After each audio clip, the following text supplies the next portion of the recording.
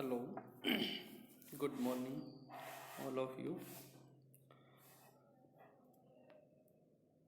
जैसा कि आज हमारी क्लास 10th हिंदी का फर्स्ट चैप्टर है पद।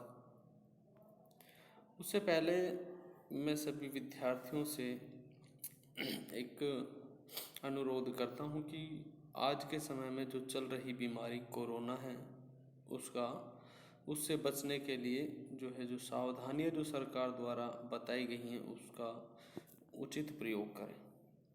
ठीक है, अब हम देखते हैं अपना फर्स्ट चैप्टर हमारा पद है जो कि सूरदास द्वारा रचित।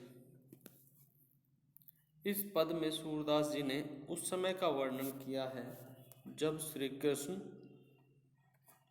मथुरा जाते हैं और वहाँ के राजा वो बन जाते हैं, लेकिन वो गोपियों का एक संदेश भेजते हैं और गोपियों के लिए जो संदेश भेजते हैं वो अपने एक मित्र के द्वारा भेजते हैं। उनके उस मित्र का नाम है ऊधो।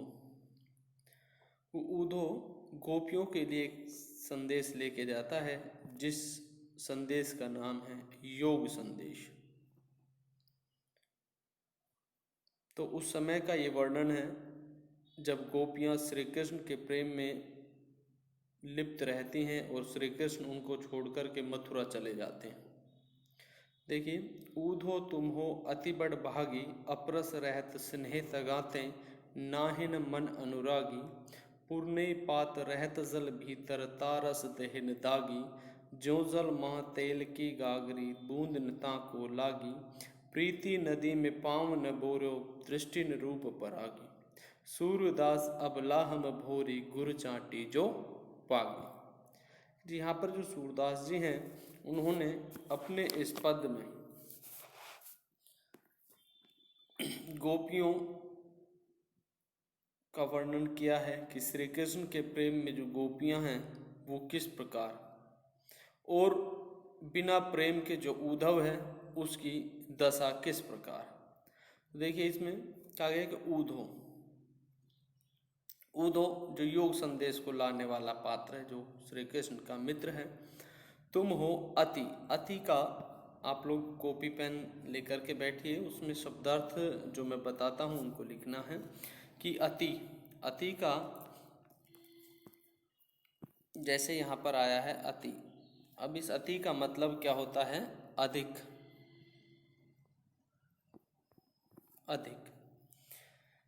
बड़भागी, फिर आता है इसमें बड़भागी शब्द। जो बड़भागी है उसका अर्थ क्या होता है?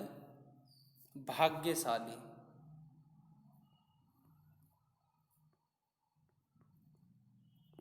भाग्यशाली। अपरस रहत स्नेह तगात, कहता है कि अपरस रहत स्नेह तगा। अपरस होता है मतलब बिना, परस छूना, कि जिसको छुआ न गया हो या अछूता। यहाँ पर हमारे पास ये दो शब्दों से मिलकर के बना है क्या है? देखिए,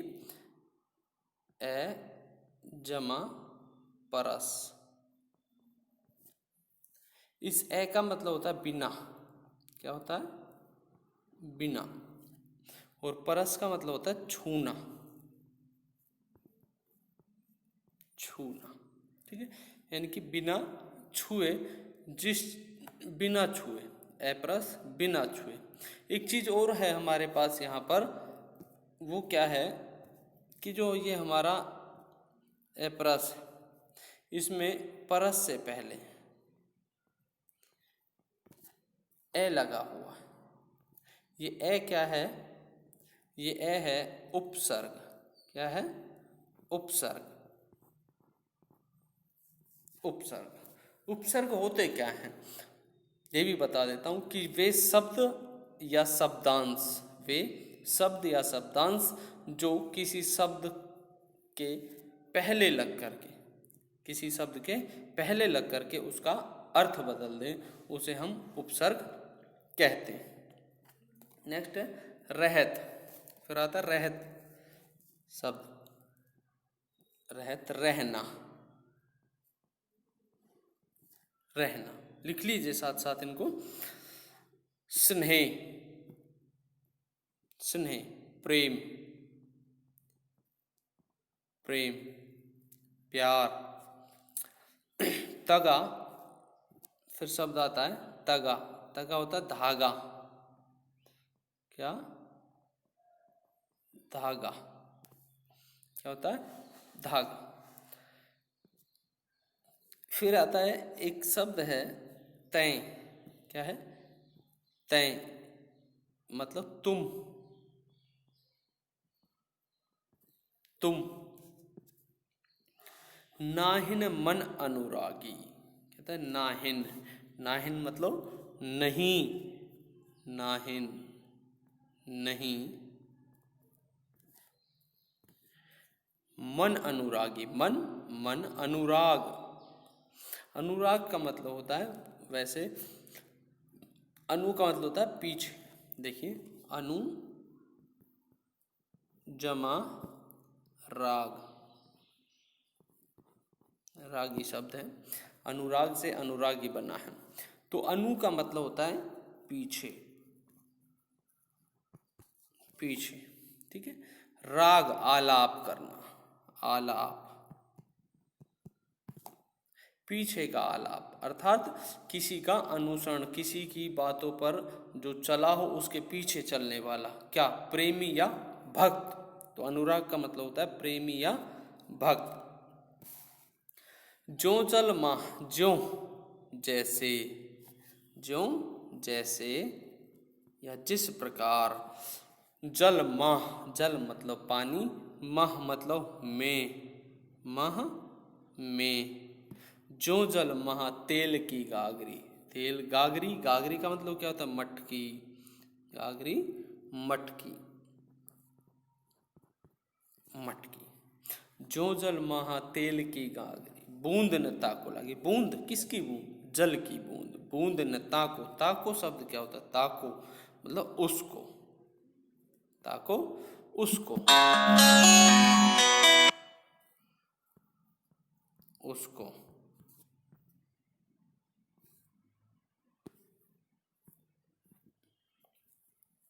ताको होता है उसको। लागी, लगना, लागी लगना, ठीक है। बूंद न ताको लागी। फिर आता है नेक्स्ट, प्रीति नदी में पावन बोरो दृष्टि न रूप पर आगी। प्रीति नदी, प्रीति, प्रीति का मतलब होता है प्रेम, नदी, नदी, प्रेम नदी, अर्थात प्रेम रूपी नदी। माह में, प्रीति नदी में मतलब में या अंदर, भीतर, पाँव, पाँव, पाँव, पाँव या पैर, पैर। न बोर्यो, बोर्यो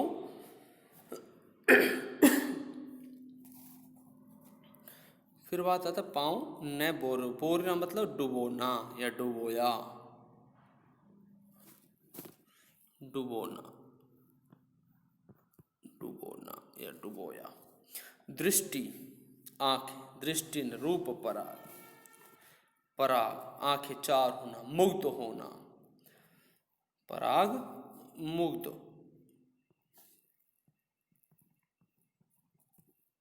मुग्ध होना। सूरदास अबला, कहता है अबला, यहाँ पर अबला किसे कहा गया है, नारी। अबला शब्द, अबला का अर्थ क्या है, अबला, नारी। हम भोरी, भोली, भोली। गुड़ चाटी जो पाकी, गुड़, यहाँ पर जो गुड़ है उसका मतलब गुड़, क्या है, गुड़। चाटी, चीटी, चीटी। ज्यों जिस प्रकार। पागी, पागी लिपटना, पागी, पागी का अर्थ क्या है, लिपटना, लिपटना। तो ये तो हो गए हमारे जो कठिन शब्द हैं उनके अर्थ। अब इसका एक्सप्लेन हम देखते हैं कि देखिए ऊधो तुम हो अति बड़ भागी। यहाँ पर जो गोपियाँ हैं जब वो योग संदेश श्री कृष्ण द्वारा दिए हुए योग संदेश को लेकर के जब गोपियों के पास जाता है तो गोपियाँ कहती कि ऊधो तुम हो अति बड़ भागी, के हे ऊधो तुम बहुत ही भाग्यवान हो, किस्मत वाले हो। क्यों कि अपरस रहत स्नेह तगा। अपरस का मतलब क्या बताया था? अछूता, रहत रहना, स्नेह प्रेम, तगा धागा, कि तुम प्रेम रूपी धागे से अछूते हो, अर्थात तुमने प्रेम रूपी धागे को छुआ नहीं है, प्रेम रूपी बंधन से तुम मुक्त हो। नाहिन मन अनुरागी, नाहिन नहीं, मन अनुरागी, और ना ही तुम्हारा जो मन है वो किसी का प्रेमी है या किसी के प्रेम का भक्त है। पूर्णी पात रहत, यहाँ पर जो पूर्णी जो है ये रह गए थे कुछ शब्द, एक बार देखिए कि पूर्णी जो शब्द है वो इसका मतलब होता है, ये कमल के फूल के लिए इसका प्रयोग किया जाता है। कमल, पूर्णी का मतलब कमल, पात पत्ता, रहत रहना, भीतर अंदर, तारस देह न दागी। कहता है कि जिस प्रकार कमल का फूल का जो पत्ता है वो हमेशा जल के अंदर रहता है, ता उसकी, रस पानी, देह शरीर, न दागी, लेकिन उसके देह मतलब शरीर, यहाँ पर शरीर से मतलब उस पत्ते से, कि जो कमल का फूल का जो पत्ता है वो हमेशा पानी में रहता है, लेकिन जब उसको बाहर निकाला जाता है तो उस पत्ते के ऊपर कोई भी पानी रुका हुआ नहीं रहता। जो चल महा तेल की गागरी, जिस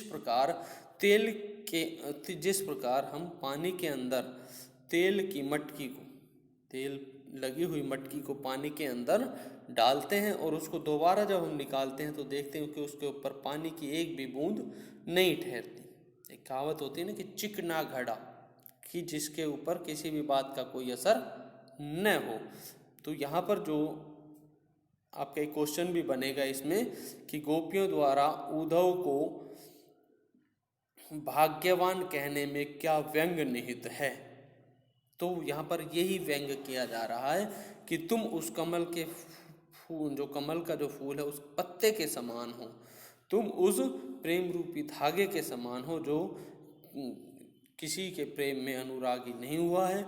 जो मटकी तेल लगी हुई है तुम उस तेल लगी या चिकने मटके के समान हो।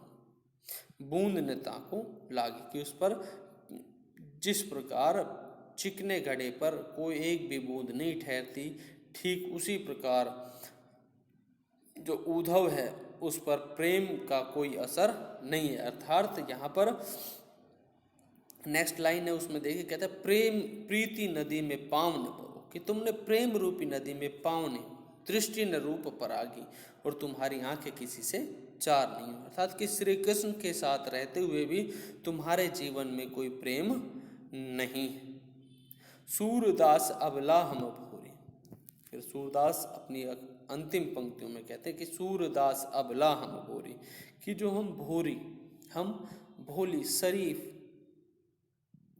या सीधी नारियां स्त्रियां हैं, गुड़ चाटी जो पागी, और हम श्री कृष्ण के प्रेम में इस प्रकार लिप्त हैं कि जिस प्रकार गुड़ चाटी जो पागी, गुड़ के ऊपर चींटियां लिपट जाती हैं और उस वहाँ से तब तक नहीं हटती जब तक उनके प्राण नहीं चले जाते। थैंक्स।